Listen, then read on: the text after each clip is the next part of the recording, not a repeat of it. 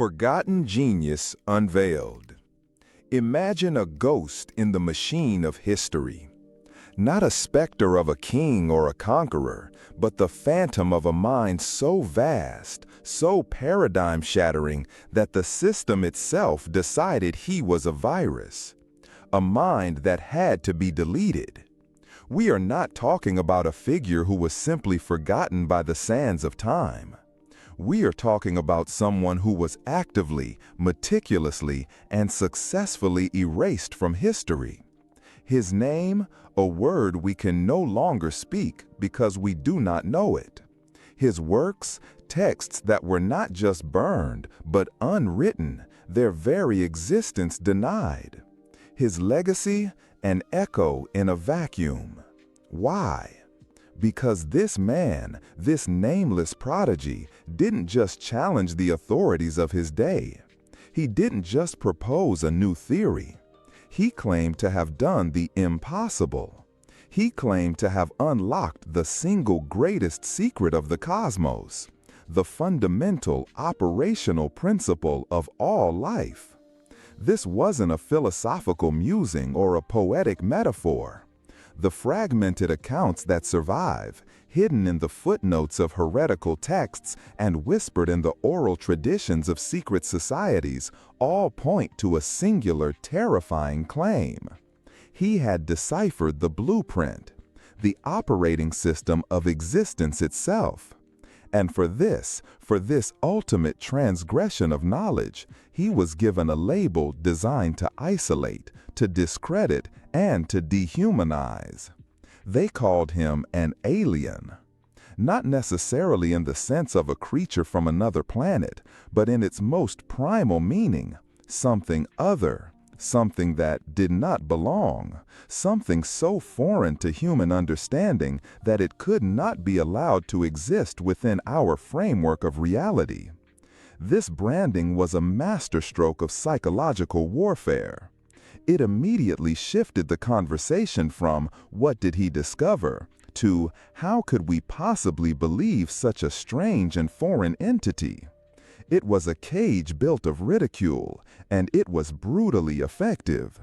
So, who was he? The clues are maddeningly sparse, like trying to assemble a universe from a single grain of sand.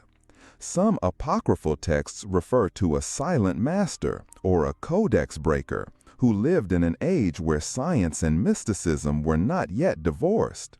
Inscriptions found in disparate, unconnected ancient ruins across the globe show a recurring, complex geometric symbol, a symbol said to represent the unified structure of life, a symbol attributed to no known culture, yet present in many. Is this his sigil? The last remaining fingerprint of his existence? Modern historians dismiss these connections as coincidence, pareidolia on a global scale. But others, those who operate on the fringes, see a deliberate pattern. They see the breadcrumbs of a story that someone or some group tried desperately to bury. They point to the suspicious gaps in historical records, the sudden, unexplained disappearance of certain philosophical schools, the scientific leaps in understanding that seem to come from nowhere, with no preceding groundwork. Could these be the aftershocks of his discovery? The sanitized, repackaged remnants of his forbidden knowledge, reintroduced into the world once the original source was safely expunged? The very nature of his erasure suggests a power that transcends mere political or religious authority. To not only kill a man, but to remove all evidence he ever lived, requires a level of control and coordination that is staggering to contemplate. It implies an organization working behind the thrones and altars of the world, a silent cabal of guardians or jailers who police the boundaries of human knowledge. They feared his discovery not because it was wrong, but because it was right. A truth so potent, so world-altering, that it would have shattered the foundations of every institution built on controlling the human spirit. Imagine a world where the secret to life was not a divine mystery or a complex biological puzzle, but a knowable, quantifiable, and perhaps even manipulable principle. It would invalidate the authority of priests who claim to be the sole intermediaries to the divine.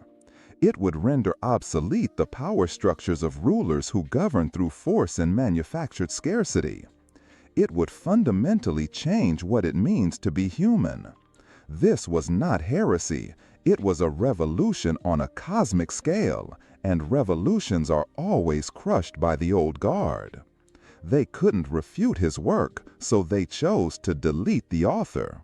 They couldn't win the argument, so they made sure no one would ever hear it again. The ghost we are chasing is not just a forgotten genius. He is the ultimate dissident, a martyr for a truth we were never meant to know. And as we begin to piece together the shape of what he found, we must ask ourselves, what was so dangerous about the secret of life? Life's Code Deciphered. Having established the chilling reality of this figure's erasure, we must now venture into the heart of the forbidden zone, the discovery itself. What was this secret of all life? What was the nature of the knowledge that cost a man his very existence in our history? The surviving whispers and allegories suggest it wasn't a simple chemical formula or a biological mechanism. It was far more profound. He didn't just discover a new branch of science, he uncovered the root system from which all sciences, philosophies, and even realities grow. The theory, as pieced together from these fragments, can be described as a unified field theory of biology, but even that term is insufficient. It was a revelation that life is not a localized, isolated phenomenon that happens in the universe. It is a fundamental property of the universe itself, like gravity or electromagnetism. At its core, his discovery proposed that the universe is not made of matter, but of information.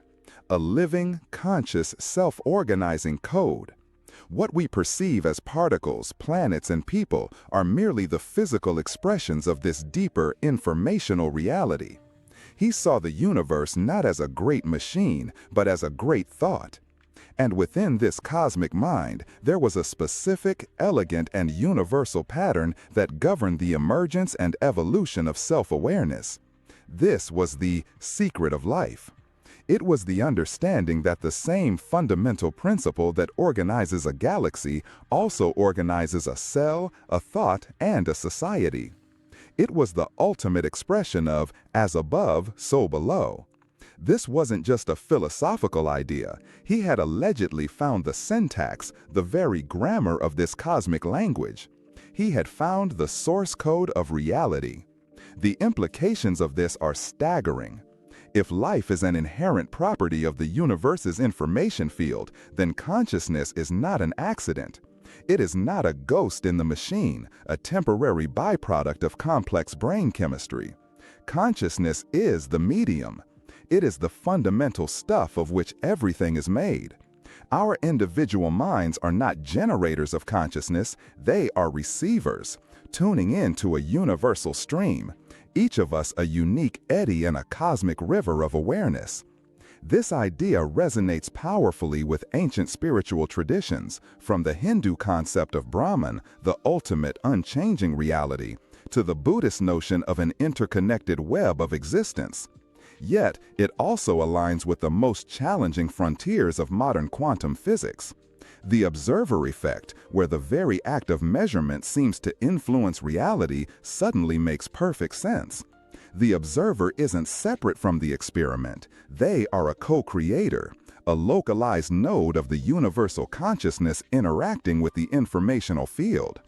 Quantum entanglement, what Einstein called spooky action at a distance, is no longer spooky. If two particles are just points in a single underlying informational structure, then they aren't truly separate to begin with. According to the legends, his work contained the blueprints, not just to understand, but to interact with this code. It suggested that focused consciousness could directly influence this informational field, shaping reality in ways that would seem miraculous to us. This isn't just positive thinking, it's a form of applied physics, a technology of consciousness. This is where the danger becomes terrifyingly clear. A discovery like this is not just an academic breakthrough. It is the key to everything. In the wrong hands, it's the ultimate weapon, the ability to manipulate the very fabric of existence. In the right hands, well, who decides what the right hands are? But even more subversively, if this knowledge were available to everyone, it would be the ultimate tool of liberation. It would mean that every individual has the innate potential to interact with the foundational level of reality. It would dissolve hierarchies, nullify control, and place the power of creation squarely in the hands of the many, not the few. This is the truth that could not be tolerated. A truth that proves we are not small, insignificant beings on a lonely rock, but integral, powerful components of a living, thinking cosmos. We are not just in the universe, we the universe experiencing itself. And that knowledge, once unleashed, could never be put back in its box. Block 3. The Erasure and Legacy. So, we arrive at the final, chilling question. Who were they? Who were the silent arbiters of truth who wielded the power to edit reality, to pluck a man from the pages of time as if he were a typo in a sacred text? The answer is as terrifying as the discovery itself. The erasure wasn't the act of a single tyrant or a jealous rival. The sheer scale and permanence of it suggests something more organized, more patient, and more deeply entrenched. We are likely looking at a hidden institution, a guardianship that has operated in the shadows for centuries, perhaps millennia. Their prime directive? To manage the evolution of human consciousness, to control the release of paradigm-shifting knowledge, ensuring that our species never advances too quickly, never gains access to truths it is not ready for, or, more cynically, truths that would threaten their own unseen dominion. Their motives were likely a cocktail of fear and control. First, the fear of chaos. Imagine the global pandemonium if it were proven overnight that the reality we experience is a programmable information field. Every religion would collapse. Every government's authority would be rendered meaningless. The very concept of a stable, objective world would dissolve. Society, as we know it, would liquefy. Perhaps these guardians saw themselves as protectors, shielding humanity from a truth so overwhelming it would lead to mass insanity and self-destruction, a kind of benevolent cosmic censorship. But layered over this is the far more sinister motive of control. Knowledge is power, and the ultimate knowledge grants the ultimate power. By suppressing this universal secret, this cabal could preserve its own position as the true architects of human civilization. They maintain the illusion that we are powerless, trapped by the laws of a dead mechanical universe, because a populace that believes it is helpless is a populace that is easy to rule. The branding of our forgotten genius as an alien was their most brilliant weapon.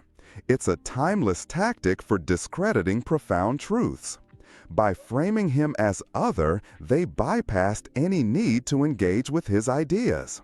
His knowledge wasn't a human achievement to be debated and explored. It was a foreign contaminant to be sterilized and purged.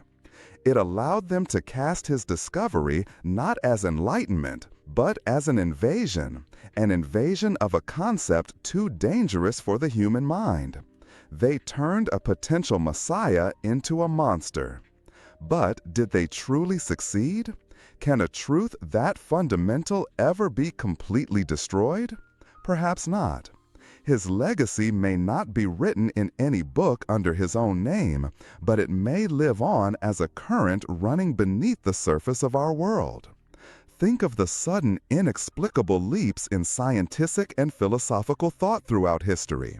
The mystics who spoke of universal unity, the physicists who stumbled upon the quantum world, the thinkers who intuit that consciousness is more than we believe. Are these all independent acts of genius? Or are they rediscoveries, fragmented echoes of that one great original discovery, bubbling up through the cracks in the prison they built around it?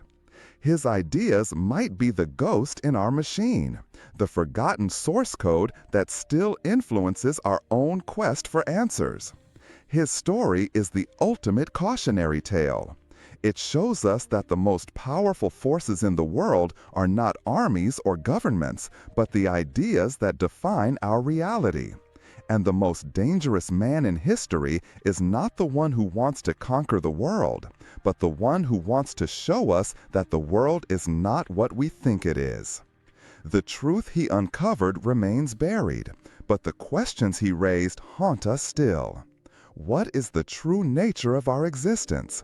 And what other truths have been hidden from us, all for our own good?